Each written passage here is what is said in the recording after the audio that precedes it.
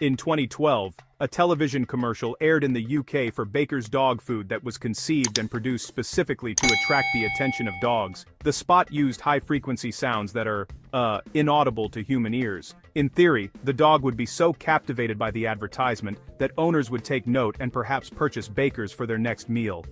This didn't quite work. Many dogs failed to react at all, proving that when it comes to television ads, humans may be more impressionable than canines.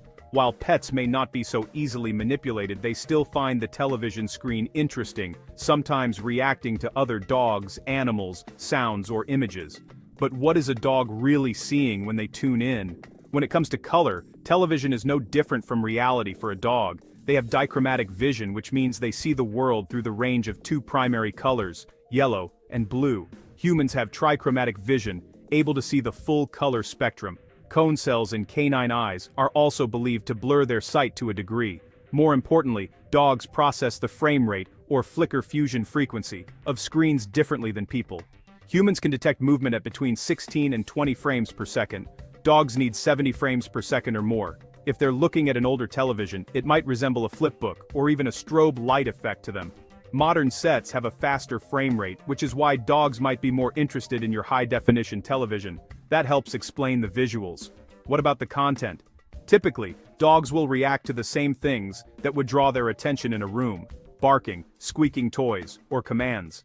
In a study published in Animal Cognition in 2013, 9 dogs were observed to see if they could pick out the face of another dog, regardless of breed, on a computer screen instead of another animal or a person. The dogs were rewarded with treats with a successful choice. Though the sample size was small, it indicated dogs can recognize other dogs on a screen. Which you likely already knew if you've ever observed your dog suddenly on alert when a canine appears on camera. If your dog used to get excited by another dog on television but has since lost interest, it's possible they simply became desensitized to their appearance, realizing the image in front of them isn't going to move out of the boundaries of the monitor. Content unrelated to dogs might not be of much interest. In a 2017 study published in the International Journal of Human-Computer Studies, dogs presented with 3 different viewing screens didn't exhibit any particular preference for one over the other. If they were shown 3 screens at one time, they seemed uninterested in watching anything at all. The study also noted that dogs had a limited television attention span.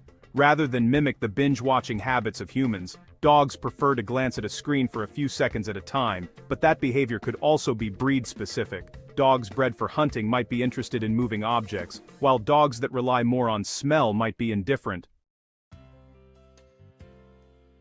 And what about cats?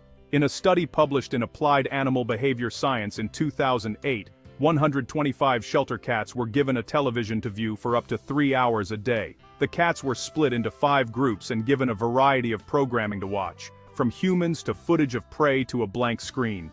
On average, cats spent just 6.1% of the observation time watching the screen. When they did, it was mostly to focus on the prey. Because cats may react to images of birds and rodents on television, owners should avoid letting them watch unattended. You can also secure the set to a wall to make sure they don't knock it down. For the most part, dogs and cats are far more interested in what's going on in the real world compared to what's on TV. We could probably take a lesson from their limited screen time.